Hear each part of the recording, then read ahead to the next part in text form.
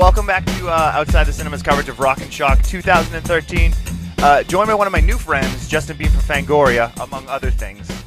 We'll start there though. How you doing, man? I'm tired. I am running on fumes at this point, but I'm loving it. It's been a long weekend, busy weekend. But I mean, you were here.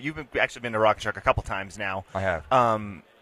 This is a big year. I feel like yesterday might have been the busiest day I ever remember here. Really? Yeah. It was a good day. There was a lot of great traffic, and the guests there's a lot of different people this time around. You know, the last couple of years I noticed a lot of repeat guests and things. This time it seems like they're changing things up a little bit. Some cool stuff with the panels and Adam Green bringing in the Holliston gang again and all that stuff. So I think it was a good show. Yeah, it's I mean, being the only one kind of in the area too, she's able to really pull and get, a lot of people that might hit something else. So location, I think, is really key for it right now too. Yeah. But let's get back to you and what you got going on. So you've been writing with Fangoria and doing a number of things with Fangoria for years. Mm-hmm. Maybe give a little bit of a background on yourself and kind of where you came from for the people that might not know who you are. I started out writing. I mean, writing's kind of always been my thing since I was a kid, and I worked for some newspapers in Illinois, which led to music magazines, and eventually led to Fangoria, which is the ultimate gig. It's the one thing I always wanted to write for, and it's my home now. So I'm very honored to be a part of the family with Fango, and it's still such a thrill to see my name in those pages. And that led to everything else that I'm doing, all the film stuff, the film festivals, the conventions, the whole deal. The whole thing, yeah. Because your big thing that you're kind of really spearheading now is the big Halloween convention that's coming up, 35 Years of Terror, right? I'm a part of that. Yeah, that's correct. So how did you get involved in that and in the Halloween kind of franchise in general? Because you've kind of become entwined with it the last few years. Entwined's a great word. It started out actually as working with Malik Akkad, who is with Trancas Films, the sort of producer of the Halloween franchise. We started out actually, the origin of it was I was doing an article for Fango on the Halloween 4 through 6 story arc. And as I started piecing that together, I realized that there was a much larger story to tell. Like everything about the film, everything about Halloween, for the most part, has been about the first movie. But there's 9 other films now. So I approached, Malik and I were talking about a nonprofit, and we got that going called the Scare Foundation. And then also the Halloween book kind of grew out of that conversation as well. The whole thing it happened so fast. And the next thing I know, I'm like, I'm knee deep in Halloween, you could say. Right. Yeah. And it's interesting too because the story arc from 4 to 6, 4 and 5 of kind of they get their dues, but 6 is like, it's funny because 6 is one of it's kind of like this maligned film because there's different cuts. Everybody is kind of like, well, you got to see the director cut because the cut this and that, and I always felt that kind of muddied that storyline that 4 and 5 that really set up well.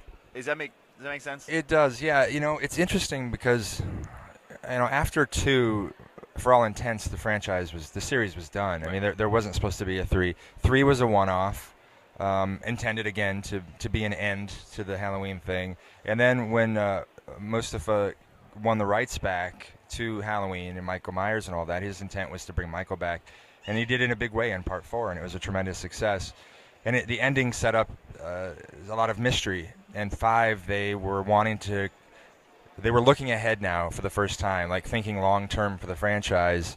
And they were trying to set up the angle with the Man in Black, the Thorn connection, all that stuff. And so when Dan Farrens walked in to write Halloween 6, he was working with some pretty fragmented material at that point. I mean, you had the family angle.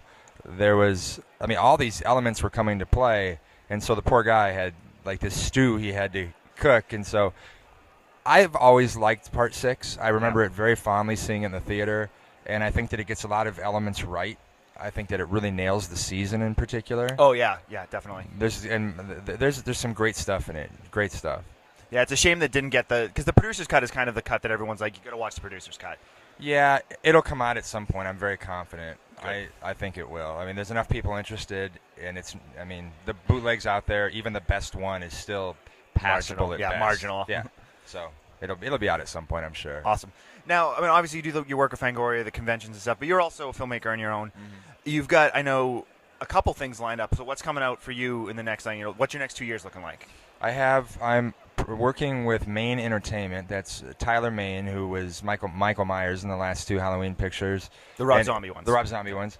And his wife Renee on a film called Penance Lane that we're in pre-production on right now. We actually just threw a couple teasers out on that online. The full trailer launches this week, and so we'll have a lot more on that in the coming months. I have another picture called Bloodflower. It's a feature that's all mine that I'm writing and directing, and I have Gary Tunnicliffe on board for special effects, who he did all the Hellraiser films, Wishmaster stuff. I mean, he's brilliant. And I have Andrew Devoff and a couple other folks already on board for that one. And I have, I continue to, I'm in development on a couple other things as well that I don't really have details on at this point. But yeah, those are 2 big ones right now. In addition to like the Scream Factory stuff is a big one too, and Shout Factory. Yeah, this is actually a question I think you'll be able to really give a good insight on, because you do so much work with Fangoria and write for Fangoria. Obviously, the hot button thing for the last few years for most horror stuff has been remakes and reboots, and I don't want to necessarily say sequels, because it's really not been that, other than maybe The Curse of Chucky, there really hasn't been a whole lot of sequels. But being a filmmaker on your own, if you had your choice to go in and remake a classic franchise or create a new sequel in a series, what would you choose? It's actually kind of happening. I have always thought, I love The Town That Dreaded Sundown. I love that film, and I think that it's one of the things that everyone comments on with that, because we just did the Blu-ray for that for Shout Factory, and one of the things people say is, if it didn't have that goofy humor in it, it would be so good. And so I think there's great opportunity to make a genuinely terrifying, iconic film that maybe even sets up a franchise or something out of Town That Dreaded Sundown, and I think it's already being remade. I also, the other question I get asked quite a bit is, what would you do with Halloween for another film? I would love to, if I had my 2 cents to throw in for whoever's making it, it would be a prequel that tells the story of Michael when he was younger and of Loomis kind of coming into his own and getting to know Michael Myers, and that would explain why Loomis, what he sees in Michael, and touch on some of the things that the novelization touched on about when he was institutionalized and as a teenager just terrorizing the other kids and stuff. I think that would be really cool. It'd be interesting, yeah. Yeah. Now, what are some of your favorites? Because obviously you do this because you're a film fan. Nobody does this because they're not. So, like, you're hanging out at home. You got a weekend off. What movies are you throwing on to watch to kind of just relax? I have... My shelf is full of guilty pleasures, so it's like, and it's all seasonal. So I watch movies based on my mood, of course, but also like the weather. So I'll get on like a winter kick. I'll get on a Bigfoot kick, and I'll watch, Bigfoot kick. That's funny. Yeah. I bet. So you're throwing in Harry and the Hendersons? No, I'm doing Snow Beast. I'm doing Abominable. Rob Himmelbaugh has a great short film that's called Eagle Walk. That's excellent Bigfoot stuff. But I do that. I like going these spurts. So I've watched Zombie 4 more times than I should have. I spend most of my time with like Monster Dog and things that otherwise would be ignored, I think. Wait, Monster Dog, that's the Alice Cooper one, right? Yeah. Yeah, we reviewed that on the show. Yeah. It's a treat. It's humorous because it's Alice in it. Yeah, and it's got Alice dubbed with like a Brooklyn accent. Hello. Yeah, which is really funny because I mean our show does a lot of like exploitation and like Italian stuff from like the 70s and the 80s. So we reviewed that, and I couldn't get over it because I know what Alice Cooper sounds like. Yeah. So the fact that he was like dubbed with like a guy that sounds nothing like him, it just took me out of it. It's hilarious. Took me out of it. Yeah. Cool. All right. So Justin, why don't you tell everyone where the best place to keep up with you is, like your websites, and just to kind of follow you and let you find out what's going on with you. Yeah. The best place is on Facebook. That's where I post all my updates and stuff, and it's Justin Beahm, Beahm. You can also, if you go to shoutfactory.com, you'll find all the info on like Prince of Darkness just came out. Body Bags is coming out in a couple weeks. So you can, the best place is probably on Facebook, facebook.com/myname. And shoutfactory.com has all of the releases I've been working on producing for them, including Body Bags, Prince of Darkness, Town That Dreaded Sundown, Tank Girls coming out from Shout Factory in November as well. And can I just say, I'm really glad that Town That Dreaded Sundown has actually finally got like a proper release, because it was for so many years You had to get either bootlegs or like second-rate rips off the internet. I'm so glad, and obviously the Shell Factory stuff is, it's as good as it gets. Yeah, because it's made by fans. Absolutely, So. and that disc is doubly phenomenal because it has a brand new transfer of the film.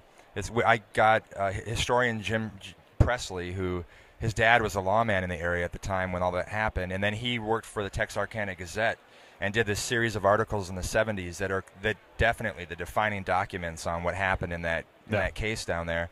And so he and I do this really like wall-to-wall commentary on it, and it has a bonus DVD with it that has another Pierce film called The Evictors.